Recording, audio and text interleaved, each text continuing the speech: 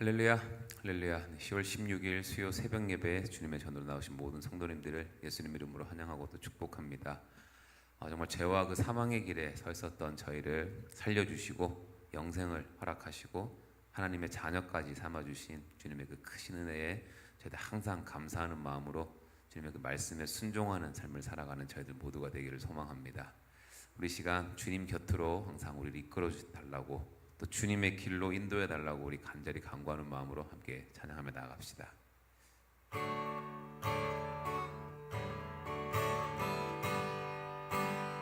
주님 곁으로, 주님 곁으로 날 이끄소서. 내 모든 것 다 드리며 주 음성 듣기 원하네.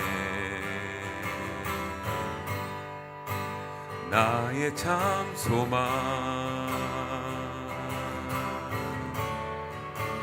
그 무엇과도 바꿀 수 없는 주 사랑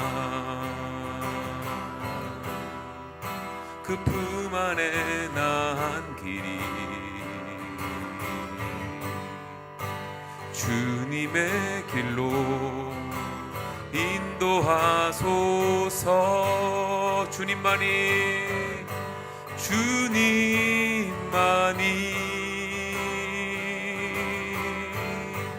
내 모든 것 되시니 주님만을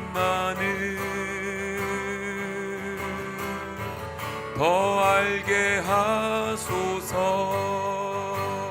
이 시간 주님 곁으로, 주님 곁으로 날 이끌어 주소서.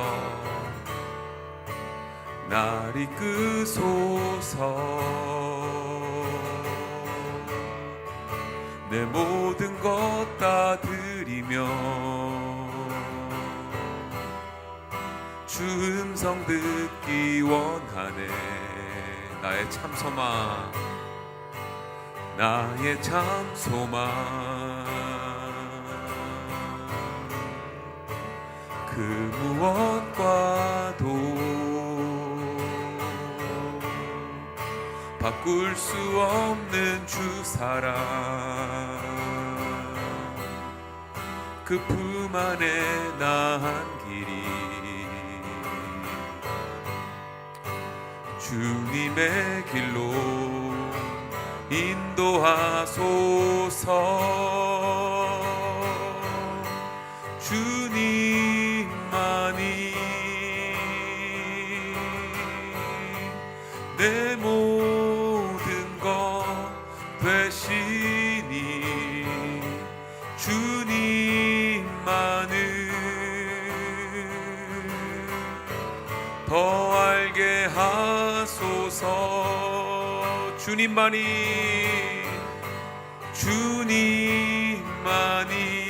나의 모든 것 되시며 내 모든 것 되시니 주님만을 더 알게 하소서. 다시 한번 고백합시다. 주님만이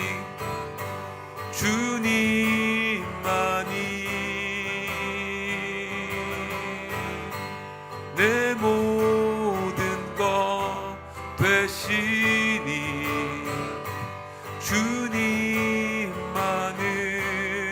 이 시간 더 알게 하소서.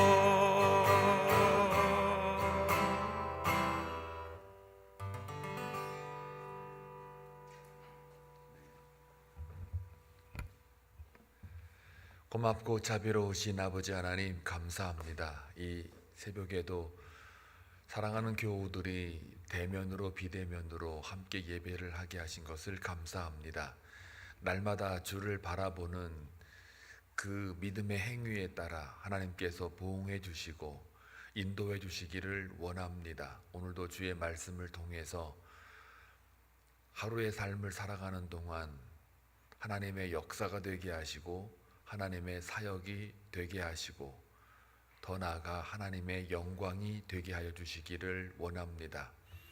특별히 오늘도 기도하옵는 것은 공천위원회의 모든 공천 과정을 하나님께서 눈동자처럼 지켜주시고 거기에 해당이 되는 후보자들에게 그들의 마음밭에 옥토가 되며 하나님의 말씀에 따라 움직일 수 있도록 역사하시고 또한 북한 선교 여행을 통해서 한 영혼의 그 마음을 우리가 헤아리며 하나님의 마음을 동시에 알 수 있는 귀한 은혜가 있기를 원합니다. 복음을 듣고자 하는 사람에게 반드시 주가 필요하다는 것을 선포하기를 원합니다. 또한 간구하옵는 것은 김광호 집사님 ICU에 있습니다. 생명을 다투고 있는데 하나님께서 붙잡아 주시고 뜻이 여거든 복음의 능력이 있어 그에게 다른 이로는 구원을 얻을 수 없다라는 그 확신과 영생의 복음이 들어갈 수 있도록 역사하여 주옵소서. 가족들에게는 이미 고통 없이 보내달라고 하는 기도가 나오고 있습니다. 그 이야기를 들을 때 마음이 그리 즐겁지는 않습니다.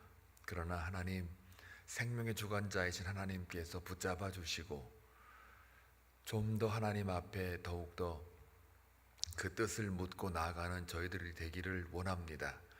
주가 부르시면 우리는 가야 합니다. 그 과정 속에 믿음을 더하여 주시고 오히려 이것을 통해 시험 드는 것이 아니라 하나님께 모든 걸 다 맡기는 귀한 믿음의 성장 기회가 되기를 원하옵고 또 모든 가족들에게도 기쁨과 주의 평강이 넘치기를 원합니다. 또한 아버지 하나님, 저희 교회에 비전 153이 있는데 하나님께서 기억해 주시고 이것이 사람의 어떤 꿈과 목표가 아니라 하나님의 뜻과 목적이기를 원합니다. 그래서 저희 교회를 통해 하나님의 영광만 나타나기를 원합니다. 오늘도 주님의 말씀을 통하여 하루를 살아가는 모든 교우들에게 귀한 은혜가 있게 하옵소서. 인도하시는 손길만 바라보게 하옵소서. 예수님의 이름으로 기도합니다. 아멘. 호세아 13장입니다. 1절부터 16절까지 함께 교독할 때에 주의 음성을 들을 수 있기를 바랍니다.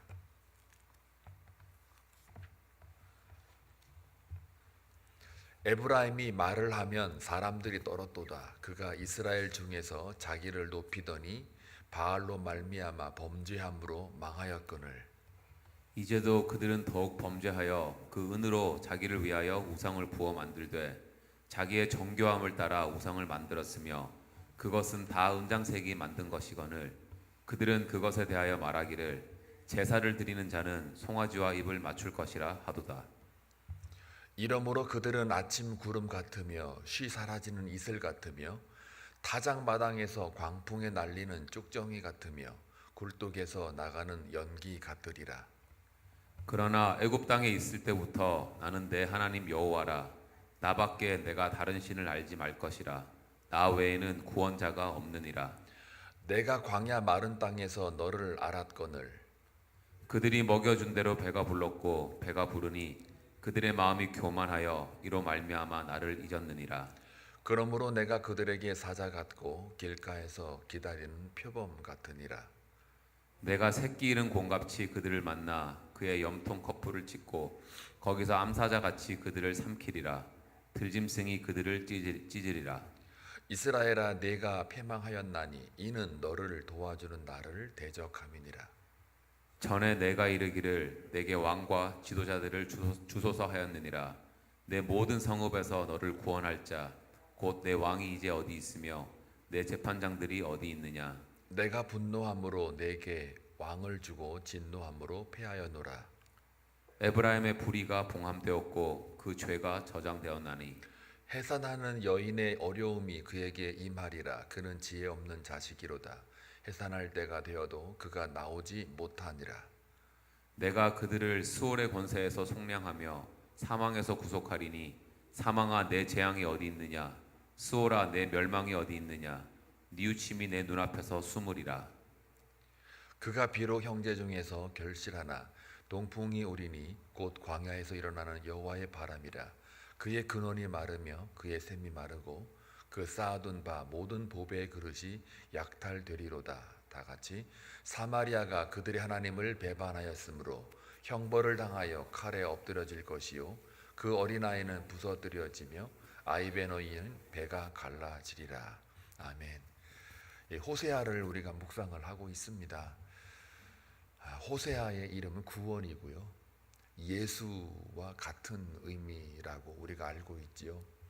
그렇기 때문에 호세아를 읽어나갈 때 우리가 놓치지 말아야 할 아주 중요한 것은 하나님의 사랑이 이만큼 크다라는 것을 우리가 깨달아야 합니다.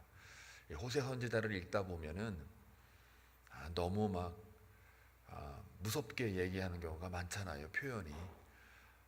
그것은 이제 하나님을 떠난 그 결과에 대해서 하나님이 미리 예언하고 있고 또 호세 선지자를 통해서 이스라엘의 앞으로 되어질 그 멸망에 대한 부분을 이야기하고 있기 때문에 그렇습니다.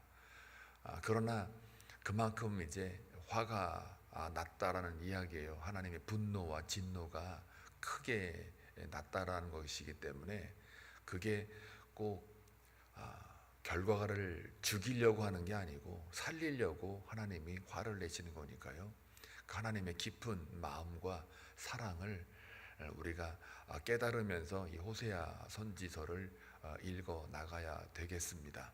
1절에 보시면은 에브라임이 말을 하면 사람들이 떨었다 이런 말이 나오는데요. 에브라임은 이스라엘을 대표하지만 또 지파 중에 한 지파예요.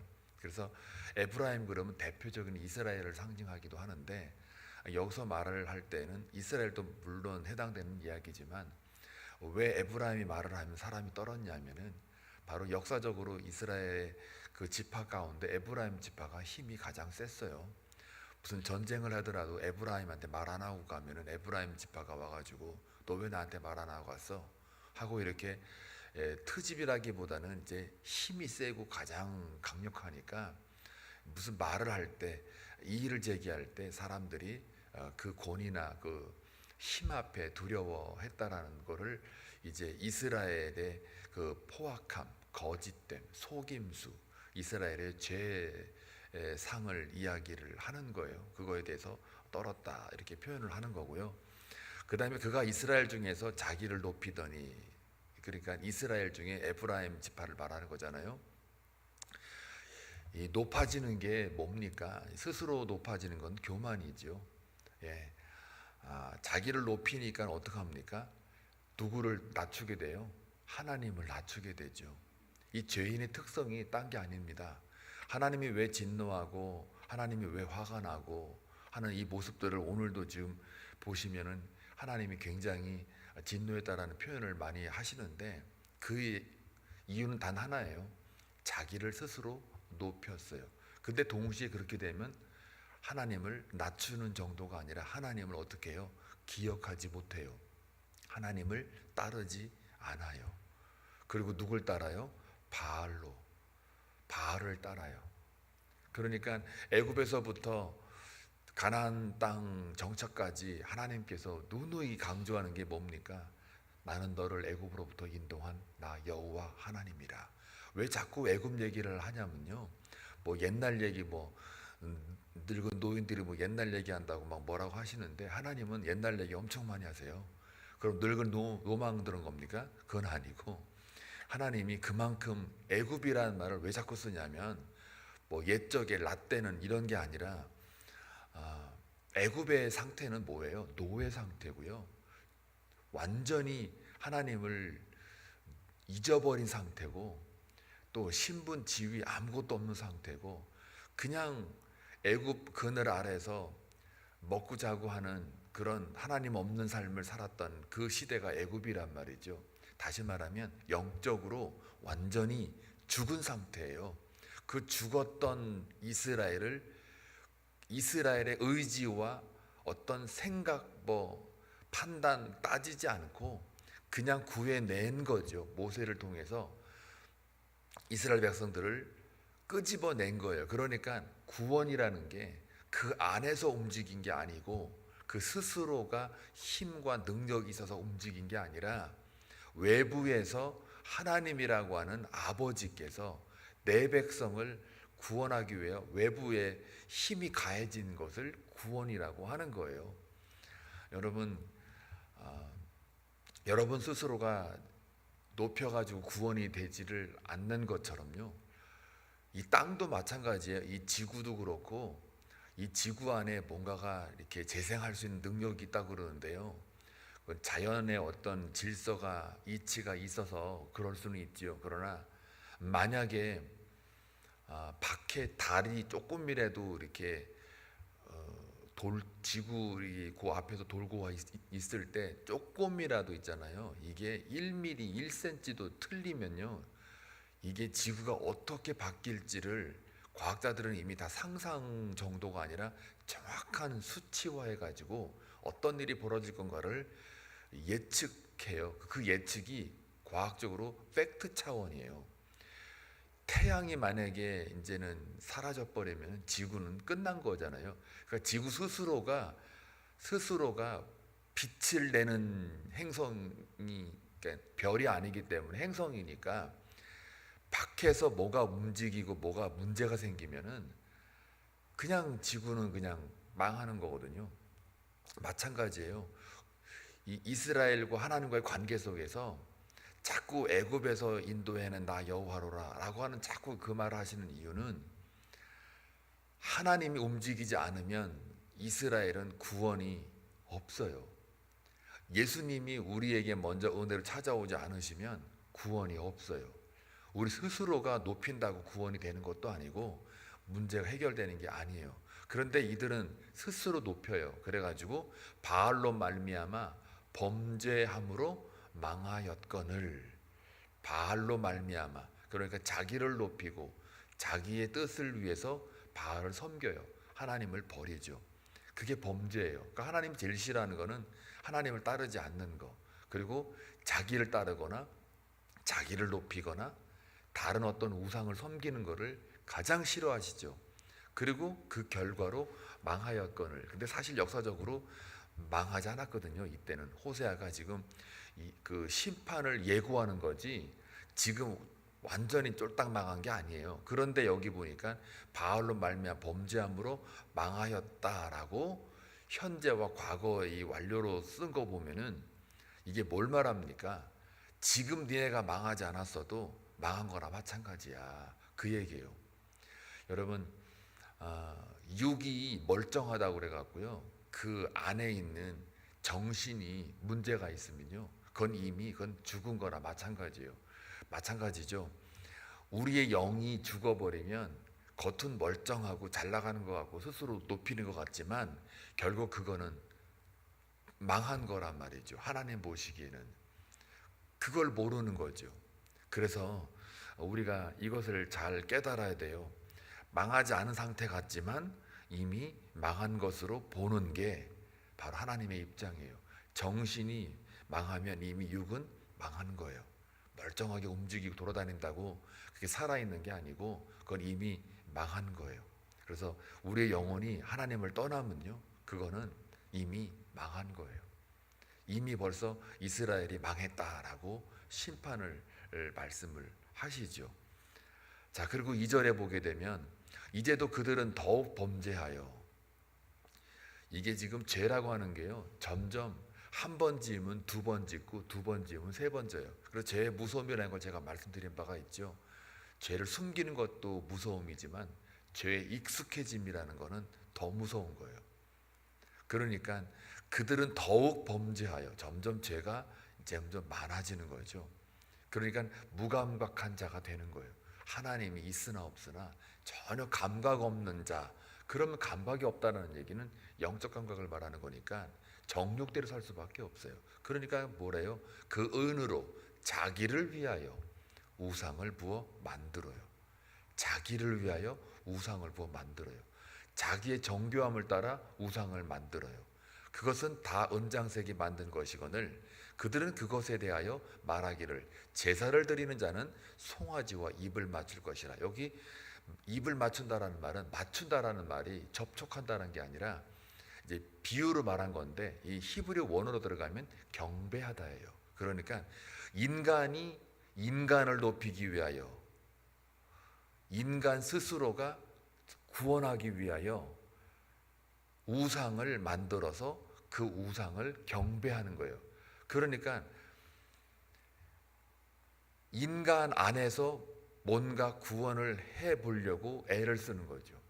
그러니까 인간 안에는 제가 말씀드렸던 것처럼 구원을 해낼 수가 없어요. 구속을 할 수도 없고 인간 스스로가 뭐를 할 수 있는 힘과 능력이 없는데도 불구하고 그들이 자기를 위하여 우상을 만들고 자기를 예배하는 거고 자기를 위해서 송아지의 입을 맞춰요. 경배를 해요. 여러분의 그 삶에 있어서 송아지는 없습니까? 있을걸요. 여러분이 만약에 하나님보다 더 돈을 사랑하거나 건강을 사랑하거나 지위와 신분과 여러 가지 어떤 권력이나 아니면 명예나 뭐 다른 어떤 하나님보다 더 사랑하는 것들이 있다면 그것은 송아지와 입을 맞추는 거나 똑같습니다. 왜요? 자기를 위하여. 하나님을 위해서가 아니라 자기를 위하여, 그리고 자기의 정교함을 따라 굉장히 섬세하게 조밀하게 아주 정성을 들여 만들어요. 그게 자기를 위한 거죠. 이게 바로 다 하나님 앞에 범죄함이라는 거죠. 그러니까 우리 인간은 스스로가 이 죄인이 스스로가 죄 문제를 해결할 수가 없다라는 이야기를 하고 있는 겁니다. 근데 인간들은 자기 스스로를 위해서 자기의 구원을 만들기 위해 스스로가 송아지도 만들고 우상 만들어서 그렇게 섬긴다는 거예요. 아까 제가 말했던 것처럼 지구조차도 스스로가 구원을 못해요. 태양에 의존할 수밖에 없단 말이에요. 조금이라도 태양이 이렇게 뭐가 좀 폭발이 있어가지고 약간의 폭발이 있어가지고 거기에 무슨 선이 막 그 나오잖아요. 그럼 그게 지구까지 오는데도 금방 얼마 안 된다는데 그게 조금이라도 뭔가 문제가 있으면 우리 모든 전기니 뭐니 다 박살난다고 그러잖아요. 이 조금만 움직여도 이게 난리가 나니까 지구 스스로가 자기를 구원 못하듯이 우리 인간도 마찬가지인 거예요. 우리 인간 스스로가 죄 문제를 해결할 수 없다라는 거. 그러니까 하나님 외에는 우리 인간의 문제를 해결할 자가 없다라는 거. 그게 이제 오늘 4절 말씀에서 누누이 얘기하는 거예요. 그러나 애굽 땅에 있을 때부터 나는 내 하나님 여호와라, 나밖에 네가 다른 신을 알지 말 것이다. 왜냐? 나 외에는 구원자가 없느니라. 하나님밖에는 구원자가 없대요. 자꾸 얘기를 하는데도 안 듣지요. 5절 볼까요? 다시요. 그 3절 볼게요. 3절. 이러므로 그들은 아침 구름 같으며, 그러니까 육적으로 인간이 아무리 뭐를 애를 써도 우리의 그 상태를 말해요. 아침 구름 같대요. 쉬 사라지는 이슬 같다 그러고요. 타장바당에서 광풍에 날리는 쭉정이 같다 그러고 굴뚝에서 나는 연기 같다 그래요. 네 가지가 있어요. 구름, 이슬, 쭉정이, 연기. 다 공통점이 뭡니까? 그냥 바로 잠깐 있다가 사라질 것들이에요. 그게 우리예요. 근데 우리의 그 원래 본질을 모르면 자기 스스로를 의지하고 자기를 위하여만 살아요. 진짜 생명의 근원은 하나님이신데 하나님이 우리를 바라봐 주시지 않으시면, 우리를 묶어주지 않으면 우리는 그냥 죽는 건데, 그냥 망한 건데, 끝까지 우리가 구름인 줄도 모르고 이슬인 줄도 모르고 쭉정이, 연기, 뭐 굴뚝에 연기 나와봤자 또 사라지잖아요. 바로 멀리 갈 것 같고 아주 그냥 내 인생 아주 그냥 아주 굉장히 길어가지고 뭔가 영생 살 것만 같은데 절대 그 인생이 그러지가 않는다는 거예요. 요즘에 제가 가끔 뉴스를 이제 많이 들여다보면은 한국에 내노라는 그 정치인들 얘기를 또 들어보면 가끔 가다가 유모 작가라고 또 유명한 민주당 옛날에 그 보건부 장관 했던 분도 있잖아요. 그분의 그 마지막 그 지금 나이가 많이 들었잖아요. 이제 들으면서 정치인이 손을 뗀다고 그러는데 이 얘기 좀 들어보면은 인생 너무 짧다. 계속 인생이 너무 짧다. 뭘 하기에는 너무너무 할 수가 있는 시간이 없다. 막 이런 말을 많이 하거든요. 그걸 들으면서 저 사람 예수를 안 믿고 저 사람 하나님을 모르고 하나님을 아는 지식이 없는데도 그 인생의 일 논할 때 다 인문학적으로 이렇게 연구하는 학자들이나 이런 사람들 말을 들어보면은 그들도 인생에 대한 허무함을 많이 얘기를 해요. 하물며 그 영생을 우리가 보장받고 인생에 대한 그 이야기를 전도서라든지 오늘 호세아서라든지 오늘 3절의 말씀처럼 이 말씀이 하나님이 우리한테 주시는 그 말씀을 읽다 보면 참 인생이 이게 하나님 보시기에 참 구름 같고 이슬 같고 쭉정이 같고 이 연기 같은 거를 우리가 놓칠 때가 많아요. 이거를 알게 되면 하루하루 살아가는 게 굉장히 소중한 거고요. 축복이고 또 그 하루하루 삶을 하나님이 붙잡아주고 있는 게 그렇게 소중할 수가 없는 거예요. 그 소중함의 근원과 가치의 기준은 하나님이라는 것을 우리가 안다면 그럼 우리는 우리 인생 하루 살아가도 막 살지를 못해요. 근데 막 사는 이유는 감각이 없는 자처럼 사는 이유는 단 하나예요. 하나님을 몰라서 그래요. 아니 알아도 지식으로만 알지 그 삶에 가까이 와 있는 그 하나님의 그 눈동자의 그것을 우리가 못 느끼는 거죠. 자, 그래서 4절 말씀 다시 보면은 나 외에는 다른 구원자가 없다. 하나님이 막 우리한테 호소하고 있는 것을 우리가 느끼셔야 돼요. 그리고 5절에 보니까 내가 광야 마른 땅에서 너를 알았대요. 광야는요 마른 땅, 거기에는 뭘 심어도 나지 않는 곳이잖아요. 그냥 말하자면 애굽에서 인도해낸 나 여호와다 할 때 애굽이라는 말과 요 광야라는 말과 같은 맥락이에요. 그냥 죽었다예요. 니네는 생명이 없는 자였어. 너희는 노예였어. 너희는 그냥 아무 희망이 없는 자였어 라는 이거를 하나님이 말하고 싶은 거예요. 그러니까 그때를 네가 아느냐예요. 내가 너를 살려냈지 않느냐, 그리고 가나안 땅으로 옮겨놨지 않느냐. 근데 왜 너희들은 나를 잊어버리고 기억 못해서 바알을 섬기고 너희들을 위해서 살고 있느냐라는 거예요. 왜 그때 그 시절 죽었던 너희들의 그 존재를, 왜 죄된 모습을 모르냐는 말이에요. 그러니까 뭐예요? 땅에서 너를 알았다.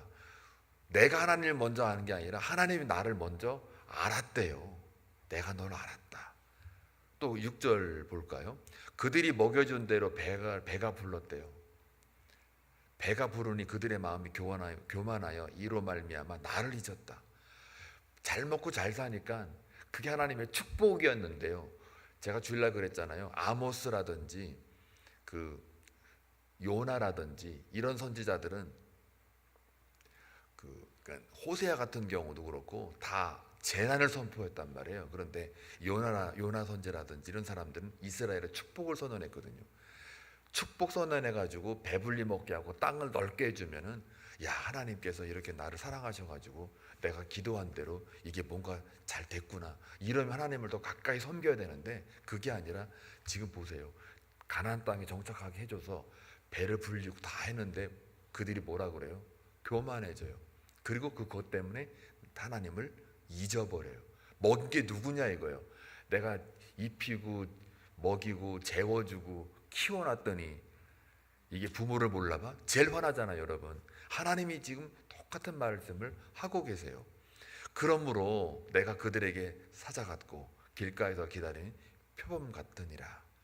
그러니 내가 이제는 너희들에게 화가 났어 하고 너희들이 이제는 앞으로 멸망할 거야, 두렵게 될 거야 라고 하면서 내가 사자 같을 거야, 길가에서 다 기다리는 표범처럼 으르렁거리고 있는 거예요. 하나님이 지금 다 화났어 이거예요. 8절 볼게요. 내가 새끼 잃은 곰같이 그들을 만나. 새끼가 잃은 곰은 어때요? 엄청 화가 난 거죠. 기질적으로 이제 할 수밖에 없어요. 새끼 잃은 곰, 그 마음 한번 상상해 보세요. 인간도 자기 새끼, 자기 자녀 잃으면 그게 이 가슴이 온전하겠습니까? 마치 새끼 잃은 곰처럼 그들을 만나 그의 염통, 꺼풀을 찢고 아이고야, 되게 지금 무서운 말이잖아요. 그만큼 하나님이 화났어, 이거예요. 암사자같이 그들을 삼키리라. 이게 물어 뜯을 가치도 없는 거예요. 그냥 꿀꺽 삼켜버리는 거예요. 들짐승이 그들을 찢으리라. 이스라엘아, 네가 패망하였나니 이는 너를 도와주는 나를 대적함이라. 하나님을 대적했다요. 자, 그리고 10절을 볼게요. 전에 내가 이르기를 내게 왕과 지도자들을 주소서 하였느니라. 왕을 달라고 그렇게 때를 써요. 사무엘 시대에 왕 달라고 막 그래요. 다른 나라 보니까 왕이 있으니까 너무 좋아 보이죠. 세 보여요. 강력해 보여요. 우리도 왕 주세요. 여러분, 진짜 왕은 누굽니까? 여호와 하나님이잖아요. 여호와 하나님이신데 따로 왕 달래는 거예요. 왜? 보이는 것 보고, 다른 나라 하는 거 보고. 그러니까 그래서 왕을 줬어요. 하도 그냥 쫄르고 이러니까 그래 한번 줘보고 다시 깨닫게 해서 다시 돌아오게. 진정한 왕은 하나님 나야 라고 한번 그 기회를 한번 줘봤어요. 깨닫고 돌아올 것을 아니까 한번 줘봤어요. 근데 막 살아요. 그리고 그냥 자기 멋대로 살아요. 그래서 11절 내가 분노함으로 내게 왕을 주고 진노함으로 패하였느니라. 자, 결국은 뭐예요? 역사 속에서 이스라엘이요 209년간, 그것도 북이스라엘에 209년 동안 그 왕정 시대를 했지만 19명이 다스렸어요. 왕으로. 그리고 9개의 가문, 그러니까 9개의 그 왕조가 들어서고요. 결국은 이 9개 왕조 중에 그 피혁명으로 정권 교체한 것이 8개의 왕조예요. 그러니까 이게 8개 왕이에요. 8명. 그러니까 이게 완전히 피로 물들은 그런 북이스라엘의 왕정 시대를 볼 수가 있는 거죠. 그걸 왕 주고 진노함으로 패하여 버렸다. 결국 이스라엘을 망하게 했다. 이렇게 얘기를 하는 거예요. 왕 달라 그래도 왕 줬더니 하는 너희들의 행태를 봐라 이거예요.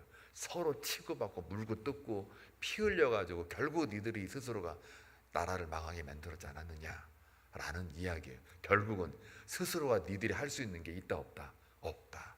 여호와만 너희들을 구원할 하나님이다라는 것을 이렇게 확실하게 매기고 있어요. 그래서 14절만 묵상을 하고 마칠게요.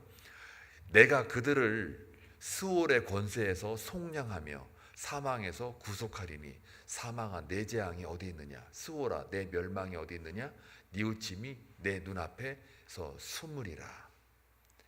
회개하지 않고 끝까지 버틴다는 이야기입니다. 뉘우침이 내 눈앞에 숨으리라. 끝까지 자기를 위해서 자기 의 가지고 끝까지 하겠대요. 그러니까 뭐라 그래요? 이제 그러면서 멸망이 숨어버리는 거니까요. 여기 보면은 스올의 권세에서 속량이라는 말이 무슨 말이냐면 끊어내다예요. 끊어내다. 스올의 권세에서 내가 끊어버리고 사망으로부터 내가 어떻게 해요? 구원해 주겠다. 그리고 유명한 말 나와요. 사망아 내 재앙이 어디 있느냐? 스올아 내 멸망이 어디 있느냐?